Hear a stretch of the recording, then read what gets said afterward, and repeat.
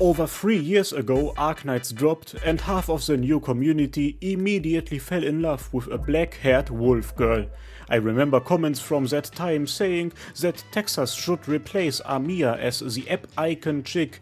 Everybody and their mums just loved this delivery driver with the pocky stick and the chill attitude, and the stalker. However, there's a bit more to the Ice and Wolf girl. For starters, Texas is not even her full name. That would be Selenia Texas. And while the name Texas might be a reference to the state from our world, known for both yeas and haws, in the world of Arknights it is the name of one of the by far most infamous families of Syracusan mafiosi. Syracusa is a comparatively small nation which can be found on the eastern edges of Terra's central area. Up until recently, we didn't know a ton of details about the country apart from one big fact. Its society is dominated by the so-called families. I am saying so-called because they are nothing like actual families. There are a total of 12 out there, 13 if you ask some, and it gets stated that in total about half of all Syracusans are a part of or associated with them. Most young people in Syracusa want to one day join a family. Yes, I said join. The families are not bound by blood, therefore they can be considered to be more similar to clan-like organizations. Also, they are not bound by race. While many of the mafiosi we find are lupos, Chiave's gang alone is living proof that they are ready to recruit other people into their ranks as well. In this day and age, the families fully control the entirety of the nation of Syracusa. Problem is, they are not very good at it. Back in the past, the families had a set of unwritten rules in place which all of them would keep up for the sake of their own survival. There was a time when the families were considered to be the by far most trusted groups in Syracusa's society. Nowadays, though, all they do is fight amongst each other, all with the goal to gain further power and influence. The families have turned Syracusa into a very chaotic and very predatory environment. And yes, our good old Texas is a part of all of that. A full-blown Syracusan mafioso. Little fun fact, the tuxedo skin she has is based on what she was supposed to be wearing as a family member. Syracusa's mafiosi have a very interesting dress code. The majority of them can be seen wearing all black. Key members, however, will go out of their way to dress differently to their lackeys with the intent of making their authority known. In case you ask yourself, are those bosses not concerned about their safety, standing out like that? Pretty much not. All of them always make sure to have some of their family members watching out for them, with sniper nests and all sorts. And in case you ever manage to actually harm a boss, their family will do a silly little thing called damnatio memoriae, aka they will make you disappear, and probably every single person you are related to. You don't even need to harm one of them, just offending a boss is very dangerous and can get you into big trouble. Pulling off stunts in public in general will most likely get you killed. Just getting your head chopped off is one of the more humane things that can happen to you. If you publicly embarrass somebody, you're going to suffer a lot, and most people are fully aware of that. The families are known to hang up dead bodies on street corners as warning signs to the public. And Texas is absolutely no exception to the massive brutality shown by the families. As a member of the Texas family, she was involved in fully wiping out an entire other mafia family, the Conte family. One of her ways of fighting is with her signature Originium arts, which allow her to summon swords and make them rain down on her enemies, which you obviously know from her in-game skills. But even not looking at her arts, her regular combat abilities are just insane. People observe that everything about her fighting style aims at killing her opponents. One can tell that Texas's story is not the story of a poor anime girl born into a violent world which she hates and wants to escape from.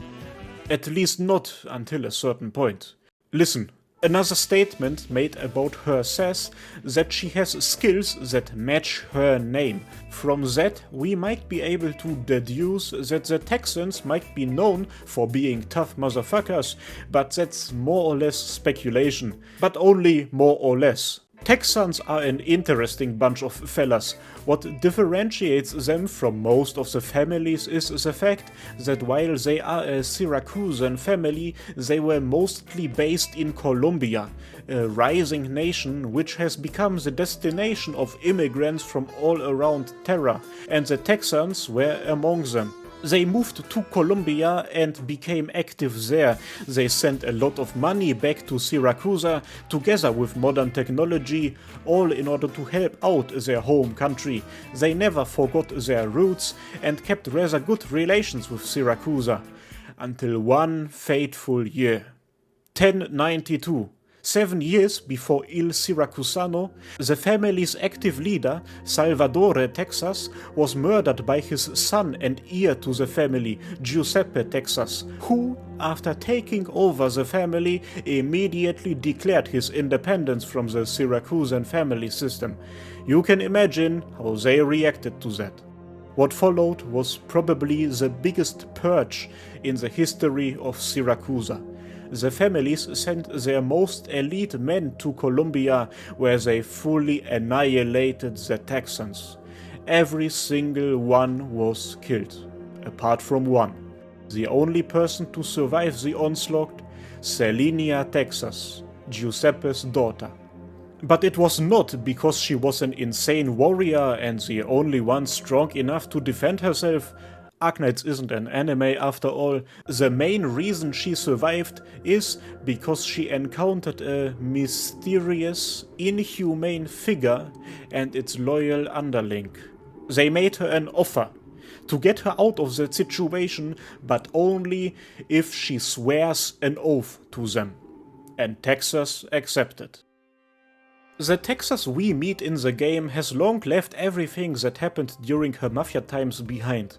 She started a completely new life and now lives in the city of Lungmen in Yen, working as an employee for a company named Penguin Logistics, which is a logistics company named after a penguin.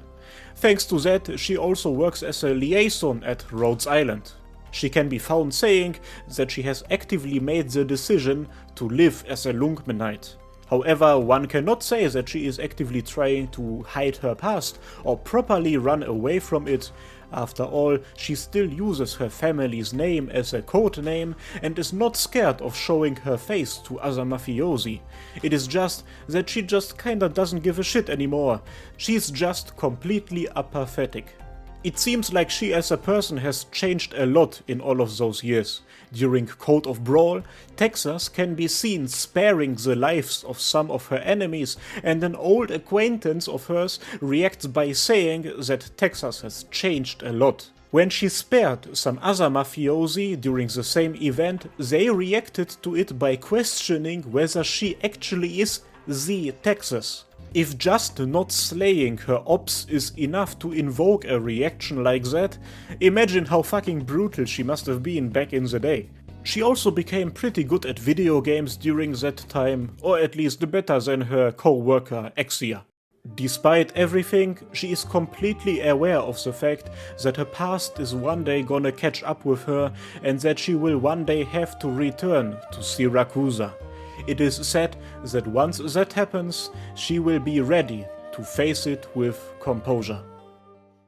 One day, Texas was taking a nap. While sleeping, she was suffering from a mad nightmare about the purge, about losing her family.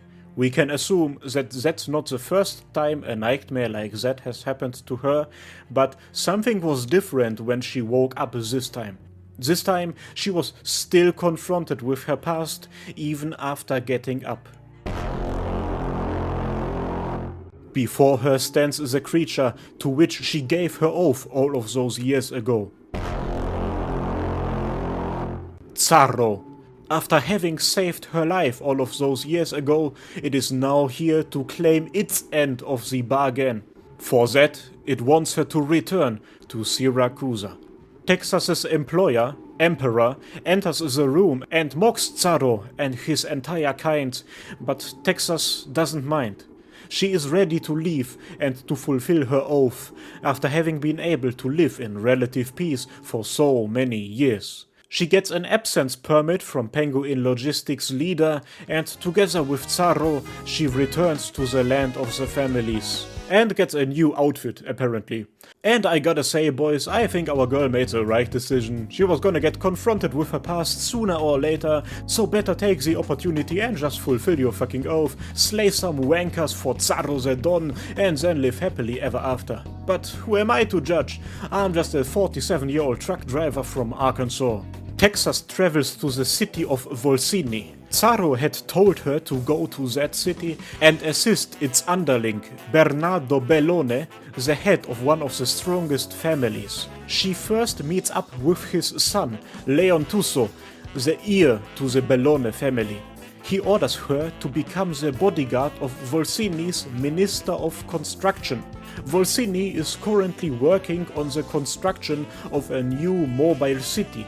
And as you would expect it, the families are obviously all trying to establish themselves and their power in that soon-to-be new place. And Texas is supposed to contribute to making sure that the Bellones will have the edge. She specifically gets tasked to protect him during an upcoming banquet. Said banquet arrives and both Texas and Leontuso are present, but the minister isn't. Shortly before the event was about to begin, he fell victim to an assassination attempt. A car bomb ripped the man to shreds. Soon after, Texas, Leontuso, and many of the guests at the banquet are attacked by a bunch of hitmen. While they manage to defeat those people, they now are confronted with the question of their origin. It gets concluded that it has to be traitors from the Bellone family itself. A new plan gets made. In the upcoming court hearing, in which the authorities want to judge over what happened at the banquet, Texas will take the full blame for the entire incident on her. The return of the last Texan will surely gain everybody's attention. At the same time, Leontuso will bait out the traitor responsible for everything. Demetri Certaldo, a member of the Bellones, with a very interesting face. Demetri tells Leontuso the reasons for his betrayal. He wants to cause chaos between the families in order to bait out his actual target, the leader of Syracusa's families, the Capo dei Capi, Signora Siciliana. Afterwards, he orders his minions to crash into the courtroom, where they publicly announce that they are the ones who murdered the minister. If all of this seems confusing to you, then don't worry, that's their mission. Leontuso meets his father. Bernardo explains to him that Demetri is not a traitor, but actually was following his orders all the time. He makes Leontuso meet Xaro and tells him that their family's actual goal is to overthrow the Signora and crown Xaro as Syracusa's ruler. Bernardo has a new order for Texas. He wants her to assassinate Giovanna Rosati, the head of the Rosati family, one of the few families in Syracusa that can rival the Bellones. Texas is not happy about this order. Her and Giovanna are close childhood friends, as her family also used to be based in Colombia. They haven't seen each other since the Purge, though. However, Bernardo promises her full freedom from her oath to Xaro after fulfilling that mission, therefore she accepts. The Bellones sent Giovanna an invitation. It's an invitation to an opera. It is at that opera where Texas is supposed to kill her. Giovanna is aware of the fact that such an invitation is rather sus. However, in case anything goes wrong, she is ready to counterattack. The opera starts. A bunch of mafiosi are there, Texas is there, Penguin Logistics is also there, as a sudden explosion happens on the stage. Then, fighting envelops the entire opera. Texas confronts Giovanna. They have their first reunion after many years, but it is not a happy one. Giovanna tries to persuade her into joining her side, so that they can maybe together bring back what the Mafia once was, but Texas rejects her. She just wants to finally be free. A fight ensues, during which Texas manages to reunite with the Penguin Logistics girls. The entire situation ends with the Bellones gaining the overhand. Bernardo manages to convince a neutral politician to become his puppet and becomes the new Minister of Construction. He also finds a cooperation agreement with the Rosati, as he is convinced that their Colombian background is gonna be helpful in overthrowing the Senora. Also, he finally officially frees Texas from her oath. While she officially is free, she is still involved. A bunch of Rosatis who deem Giovanna to be too weak to lead the family challenge her. Giovanna only manages to survive that because Texas intervened and saved her life. Following this event, Volsini's situation turns fully unstable. The streets are filled with chaos as the families clash out in the open. Texas and the Penguin Logistics girls mostly are busy with helping out the local officers with calming down the situation in the street. Having heard about everything that happened in Volsini, the Capo dei Capi, Signora Siciliana, visits the city in person. She summons Texas, Leontuso and others and has them explain to her what's going on. After listening to them, she states to be fascinated by Syracusa's new generation. Also, she accepts Texas's wish to spare Giovanna and the Rosatis from her punishment. And it seems that with that, Texas's story is over for now. Now you might ask yourselves why I not even once mentioned the chick over there, and well, subscribe to the channel if you wanna know wagwan with her. And if you are asking yourselves, is this man really just gonna return after almost half a year and act as if nothing happened? Yes, I will. And now click on this YouTube video right here for even more Arknights content by me, sexy and ready to mingle. Speaking of sexy, Ankoko, Carousel Ava, Chris, Daniel Henriquez, Darth Eldosh, Demoboy125, Elite 117, Erwin Heckler, Gymshot First, Kivinator, Longo, Neo Salvessa, the Phoenix. Thank you and cheers!